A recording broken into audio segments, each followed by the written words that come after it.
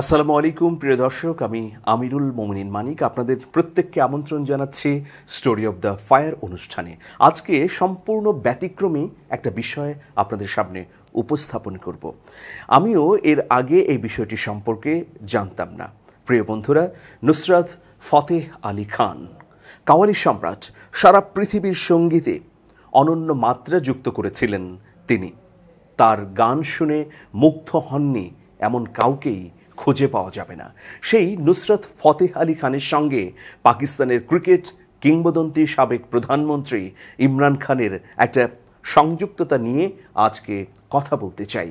গান এবং ক্রিকেট শিল্প এবং ক্রীড়ার দুটো আলাদা মাধ্যম, কিন্তু এই দুটোও যে একসঙ্গে অসাধারণ কিছু করতে পারে সেই উদাহরণই আমি এখন আপনাদের সামনে উপস্থাপন করতে চাই। 1992 সালে পাকিস্তানকে বিশ্বকাপ জেতাতেও নুসরাত ফতেহ আলী খানের গান সহযোগিতা করেছিল।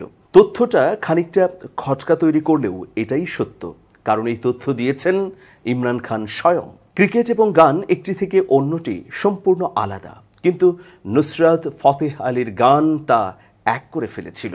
তার গান শুনে নতুন করে আত্মবিশ্বাস ফিরে পেয়েছিলেন পাকিস্তানের কিংবদন্তি ইমরান খান এবং তার ক্রিকেট দল। ফতেহ আলী খানের কাওয়ালিতে মুগ্ধ ছিলেন অধিনায়ক ইমরান খান। নুসরাতের রহস্যময় কণ্ঠ তার মনে এতটাই গেঁথেছিল যে তিনি তার দলকে শুনিয়েছিলেন কাওয়ালি।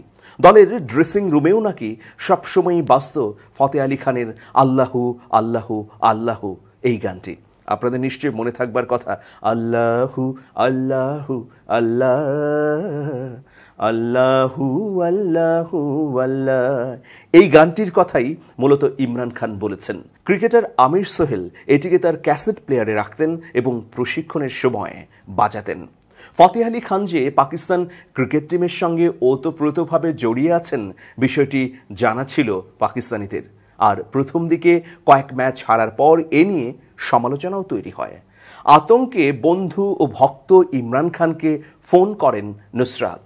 পরে এক সাক্ষাৎকারে সেই কথোপকথনের কথা স্মরণ করেন নুসরাত ফতেহ আলী খান এবং বলেন যে, আমি ওই সময় ইমরান খানকে বলেছিলাম দেশ আমাকে পরাজয়ের জন্য দায়ী করছে, বলছে খেলোয়াড়রা কাওয়ালি শুনছে এবং ম্যাচ হারছে। জবাবে ইমরান খান বলেছিলেন, চিন্তা করবেন না, আমরা বিশ্বকাপ জিততে চলেছি। কিছুদিন আগে বিশ্বকাপের স্মৃতিচারণ করতে গিয়ে নুসরাত ফতেহ আলী খানের কথা উল্লেখ করেন ইমরান খান। তিনি জানান, সে সময় পুরো ড্রেসিং রুমে চলত কাওয়ালি, যা তাদের আত্মবিশ্বাস বৃদ্ধিতে ভূমিকা রেখেছিল।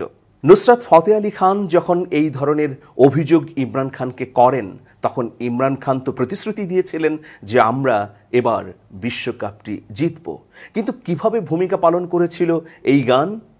এই গানের যে তাল, লয় এবং অসাধারণ সুর, সেটা ইমরান খানের ক্রিকেট টিমের সবাইকে ঐক্যবদ্ধ রাখতে ভূমিকা পালন করেছিল। ক্রিকেট টিমের সবাই এই গান শুনে এতটাই উজ্জীবিত হতো যে আমাদের পাকিস্তানের ভূখণ্ডের জন্য বিজয় ছিনিয়ে আনা প্রয়োজন। গানের সুরে সুরে সেই জন্য তারা আত্মবিশ্বাসের প্যারামিটারকে এমন উঁচুতে রেখেছিল যে 1992 সালে ইমরান খানের নেতৃত্বে ছিনিয়ে এনেছিল বিশ্বকাপ। সুতরাং একটি গানও যে ক্রিকেট জয়ের ক্ষেত্রে অসাধারণ ভূমিকা রাখতে পারে, নুসরাত ফতেহ আলী খানের গান অসাধারণ একটা উদাহরণ রেখেছে পৃথিবীতে। প্রিয় বন্ধুরা, আপনারা জানেন ইমরান খান এখন কারাবন্দী। তার এই স্মৃতিচারণও ক্রিকেটারদের উদ্বুদ্ধ বা অনুপ্রাণিত করতে পারে। শুধু নুসরাত ফতেহ আলী খানের গান না, যুগে যুগে গান যুদ্ধে, সংগ্রামে, লড়াইয়ে, প্রেমে মানুষকে অনুপ্রেরণা দিয়েছে এবং দিয়ে চলছে। ইমরান খানের এই অসাধারণ স্বীকারোক্তি নুসরাত ফতেহ আলী খানকে যেমন তার মর্যাদার ক্ষেত্রে উঁচুতে নিয়ে গেছে, ঠিক তেমনি ক্রিকেটে সঙ্গীতের ভূমিকাকেও উজ্জ্বল করেছে। এভাবেই আল্লাহু আল্লাহু শিরোনামের একটি আধ্যাত্মিক বা একত্ববাদের গান মানুষের মনের মধ্যে যে প্রেরণার ফল্গধারা তৈরি করেছিল তা অবিস্মরণীয়। এখনও এই গান আমরা যখন শুনি, তখন আমরা সুরের মুগ্ধতায় হারিয়ে যাই অচেনা এক জগতে এবং আল্লাহর প্রতি আত্মনিবেদনে আমরা মুখর হই। প্রিয় বন্ধুরা, নুসরাত ফতেহ আলী খানের গানের এই অজানা তাৎপর্য আজ আমি আপনাদের সামনে খোলাসা করলাম। এটা আসলে এতটা প্রচারিত তথ্য নয়, কিন্তু ইমরান খানই প্রথম খোলাসা করেছেন এই গান এবং নুসরাত ফতে আলী খানের ব্যাপারে। এভাবেই শিল্প, সাংস্কৃতিক, ক্রীড়া এবং সৃজনশীল সকল মাধ্যম কাঁধে কাঁধ রেখে জাতি গঠনে, দেশ গঠনে এবং মানুষের মধ্যে ঐক্যবদ্ধতায় ভূমিকা রাখুক, পৃথিবীব্যাপী শান্তির ক্ষেত্রে অনুপ্রেরণা দিক, এটাই আমাদের প্রত্যাশা। ভালো থাকবেন, শুভেচ্ছা নিরন্তর। সেন্স টিভি প্রতিষ্ঠা বার্ষিকীতে আমরা এদেরকে ধন্যবাদ জানাই। সেন্স টিভিকে উত্তরোত্তর সাফল্য কামনা করি।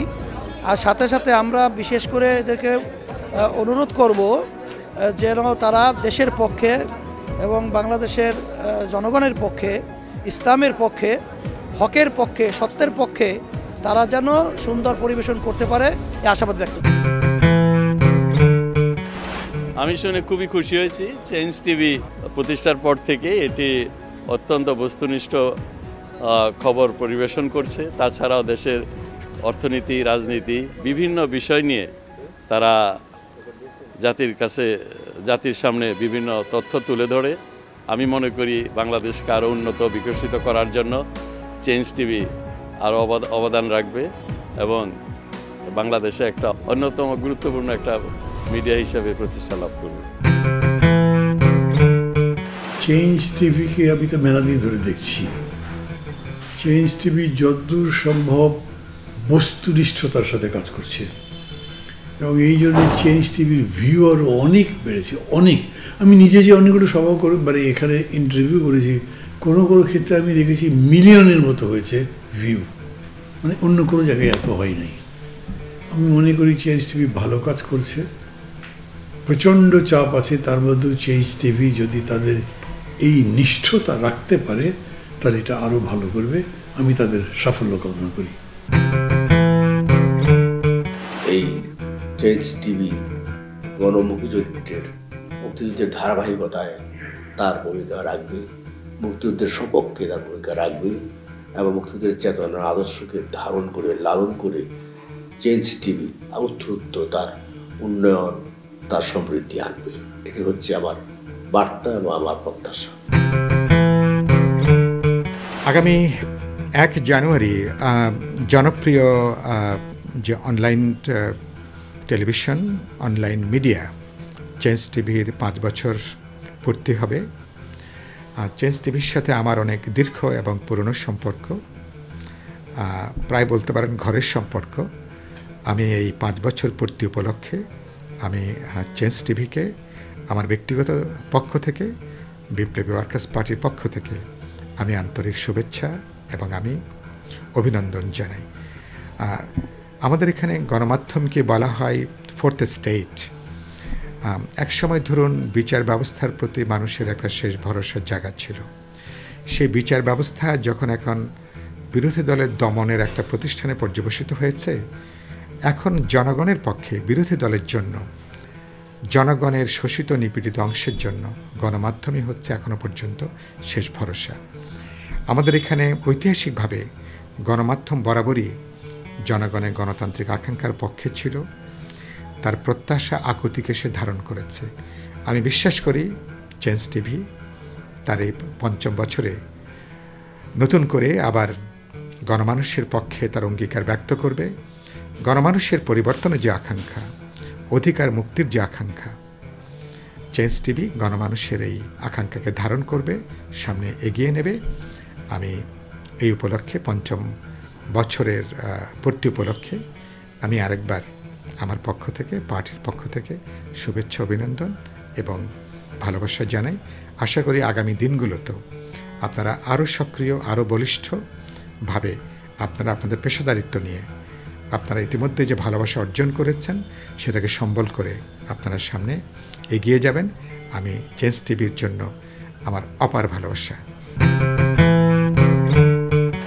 নিঃসন্দেহে আমরা বাক ব্যক্তি সংবাদপত্রের স্বাধীনতায় বিশ্বাসী। সংবাদপত্রের বিকাশ হয়েছে সাংঘাতিকভাবে। বাংলাদেশের সংবাদপত্র জগৎ অত্যন্ত শক্তিশালী হয়েছে, সুদের ভিত্তির উপর দাঁড়িয়েছে। আমরা বিশ্বাস করি সামনের দিনগুলিতেও সংবাদপত্র গণতন্ত্রের বিকাশমান ধারাকে শক্তিশালী করার স্বার্থে যথাযথ ভূমিকা রাখবে। সাংবাদিকরা মাথা উঁচু করে দাঁড়াবে, সংবাদপত্র আরও শক্তিশালী হবে। মিডিয়া একটা পাওয়ার হিসাবে দাঁড়াবে সেটা প্রত্যাশা ব্যক্ত করি। যাত্রা শুভ হোক, সেটুকুই চাই।